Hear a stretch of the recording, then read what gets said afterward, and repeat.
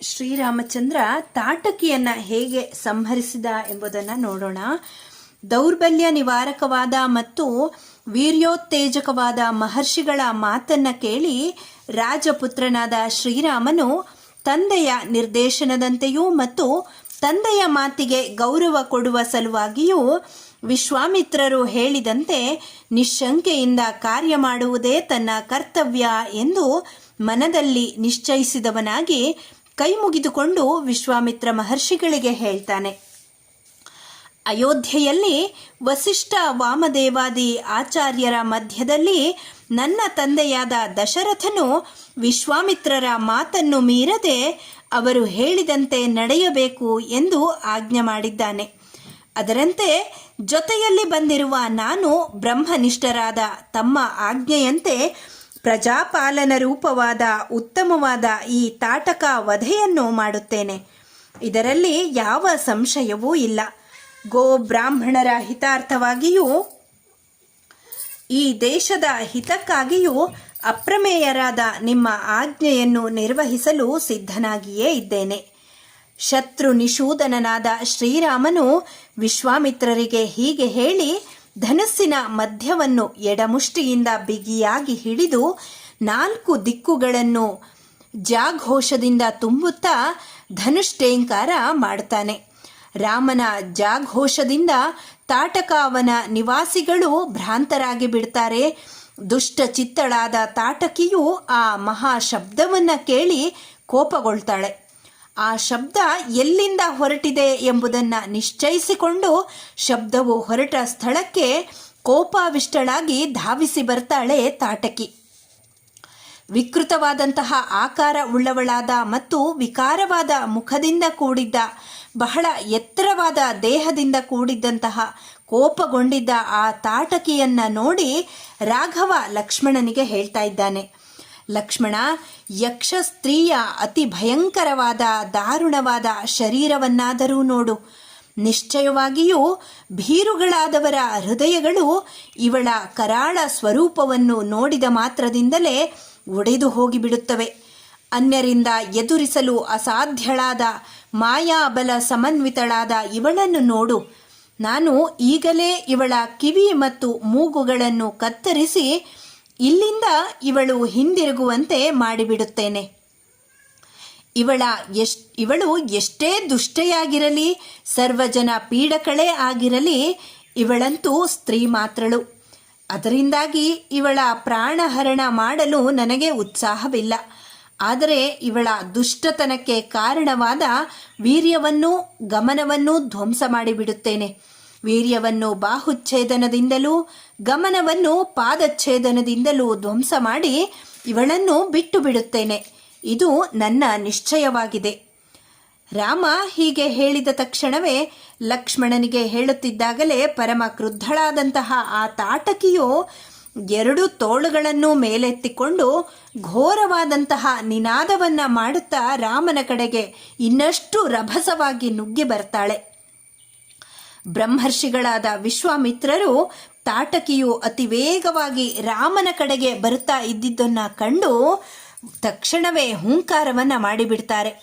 ರಾಮ ಲಕ್ಷ್ಮಣರಿಗೆ ಶುಭ ಉಂಟಾಗಲಿ, ಜಯವಾಗಲಿ ಎಂದು ಹರಸ್ತಾರೆ.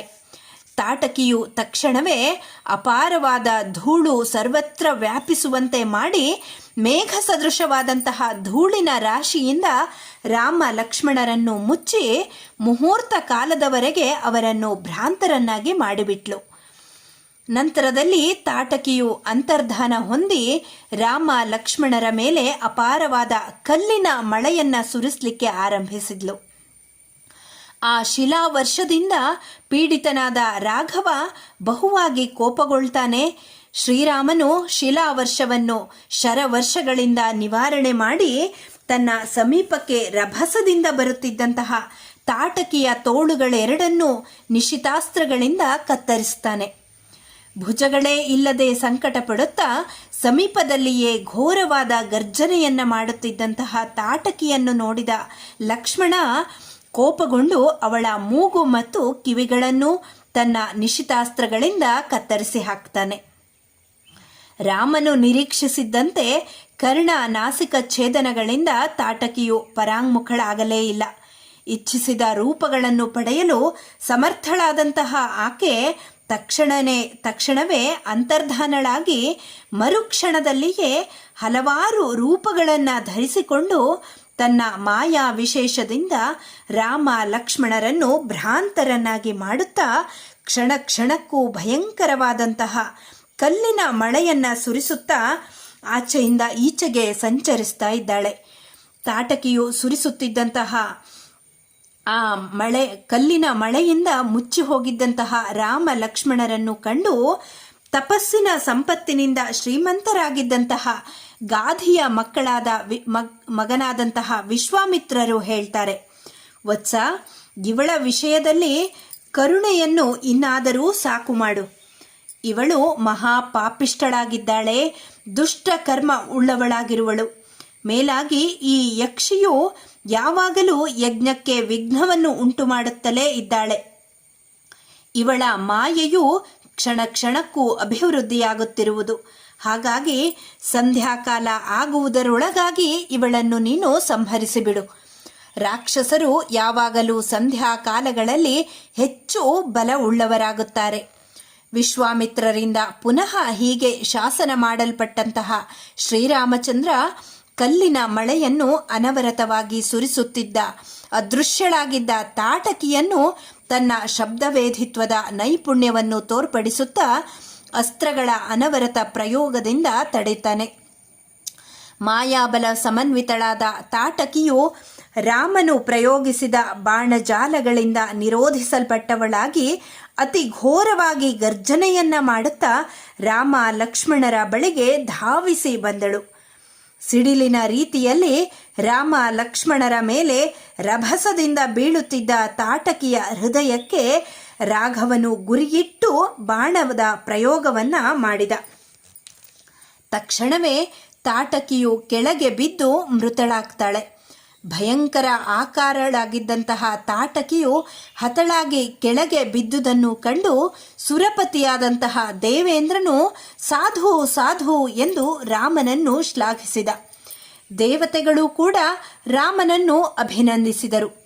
ಪರಮ ಪ್ರೀತರಾದ ಸಹಸ್ರಾಕ್ಷನಾದ ಪುರಂದರನೂ ಮತ್ತು ತಾಟಕ ವಧೆಯಿಂದ ಸಂತುಷ್ಟರಾದಂತಹ ದೇವತೆಗಳು ವಿಶ್ವಾಮಿತ್ರರಿಗೆ ಹೇಳ್ತಾರೆ, ಕೌಶಿಕ ಮಹಾಮುನಿಯೇ, ನಿನಗೆ ಮಂಗಳವಾಗಲಿ. ತಾಟಕ ವಧರೂಪವಾದ ಕರ್ಮದಿಂದ ಇಂದ್ರನೇ ಮೊದಲಾಗಿ ನಾವೆಲ್ಲರೂ ಸುಪ್ರೀತರಾಗಿದ್ದೇವೆ. ಹಾಗಾಗಿ ರಾಘವನಲ್ಲಿ ಹೆಚ್ಚಿನ ಸ್ನೇಹವನ್ನು ತೋರಿಸು.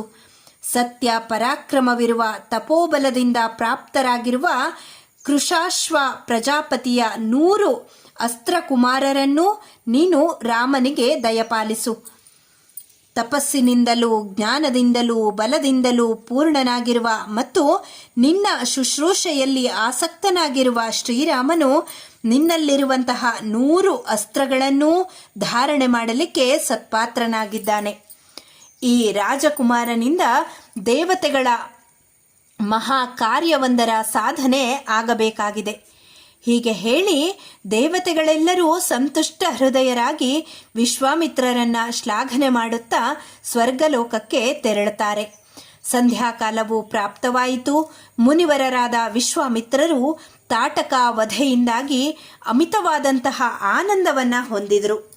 ಶ್ರೀರಾಮನನ್ನು ಬಾಚಿ ತಬ್ಬಿಕೊಂಡು ನೆತ್ತಿಯನ್ನು ಆಘ್ರಾಣಿಸಿ ಹೇಳ್ತಾರೆ, ರಾಮ, ಇಲ್ಲಿಯೇ ನಾವು ಈ ರಾತ್ರಿಯನ್ನು ಕಳೆಯೋಣ. ನಾಳೆ ಬೆಳಿಗ್ಗೆ ನನ್ನ ಆಶ್ರಮಕ್ಕೆ ಪ್ರಯಾಣವನ್ನು ಮುಂದುವರಿಸೋಣ ಎಂಬುದಾಗಿ. ವಿಶ್ವಾಮಿತ್ರರ ಆ ಮಾತನ್ನು ಕೇಳಿ ಬಹಳ ಸಂತೋಷದಿಂದ ದಾಶರಥಿಯು ಲಕ್ಷ್ಮಣ ಸಮೇತನಾಗಿ ತಾಟಕಾವನದಲ್ಲಿ ಆ ರಾತ್ರಿಯನ್ನು ಕಳೆದನು. ತಾಟಕಿಯ ಉಪದ್ರವದಿಂದ ಬಿಡುಗಡೆ ಹೊಂದಿದ ಆ ಮಹಾ ಅರಣ್ಯವು ಆ ದಿನ ಮೊದಲ್ಗೊಂಡು ರಮಣೀಯವಾದ ಕುಬೇರನ ಚೈತ್ರ ರಥದಂತೆ ಕಂಗೊಳಿಸಿತು. ಶ್ರೀರಾಮನು ಯಕ್ಷಸುತೆಯಾದ ತಾಟಕಿಯನ್ನು ಸಂಹರಿಸಿ ಸಿದ್ಧಚಾರಣರೇ ಮೊದಲಾದಂತಹ ದೇವತೆಗಳಿಂದ ಪ್ರಶಂಸೆ ಮಾಡಲ್ಪಟ್ಟವನಾಗಿ ಆ ರಾತ್ರಿಯಲ್ಲಿ ವಿಶ್ವಾಮಿತ್ರ ಮಹರ್ಷಿಗಳೊಡನೆ ಅಲ್ಲಿಯೇ ಮಲಗಿದ್ದು ಪ್ರಭಾತವಾಗುತ್ತಲೇ ವಿಶ್ವಾಮಿತ್ರ ಮುನಿಯ ಕೌಸಲ್ಯ ಸುಪ್ರಜಾ ರಾಮ ಎಂಬ ಮಾತಿನಿಂದ ಎಚ್ಚರಗೊಳ್ತಾನೆ. ಇಲ್ಲಿಗೆ ಬಾಲಕಾಂಡದ 26ನೆಯ ಸರ್ಗ ಸಂಪನ್ನಗೊಂಡಿದೆ. ಧನ್ಯವಾದಗಳು.